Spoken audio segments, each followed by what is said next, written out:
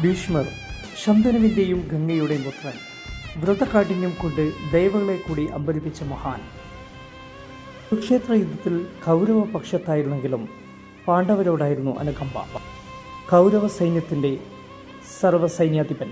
കൗരവപ്പടയുടെ സൈന്യാധിപനായിരുന്ന ഭീഷ്മർ വീണാൽ മാത്രമാണ് യുദ്ധം ജയിക്കുക എന്നറിയുന്ന പാണ്ഡവർ എങ്ങനെയാണ് ഭീഷ്മരെ വധിക്കുക എന്ന് ഭീഷ്മരോട് തന്നെ യുധിഷ്ഠിരൻ ഉപദേശമാരാഞ്ഞു. ശിഖണ്ഡിയെ മുൻനിർത്തി യുദ്ധം ചെയ്താൽ എന്നെ വധിക്കാനാകുമെന്ന് ഭീഷ്മർ യുധിഷ്ഠിരന് ഉപദേശം നൽകി. കുരുക്ഷേത്ര യുദ്ധത്തിൻ്റെ 10ാം നാൾ, സംഭവബഹുലമായ ദിനം. അർജുനൻ ശിഖണ്ഡിയെ മുൻനിർത്തി ഭീഷ്മരെ വീഴ്ത്തി. യുദ്ധഭൂമിയിൽ ശരശയ്യയിൽ ഭീഷ്മർ മരണം കാത്തുകിടന്നു. സ്വച്ഛന്ത മൃത്യുവായിരുന്നു ഭീഷ്മരുടേത്. ഇഷ്ടമുള്ളപ്പോൾ മരിക്കാം.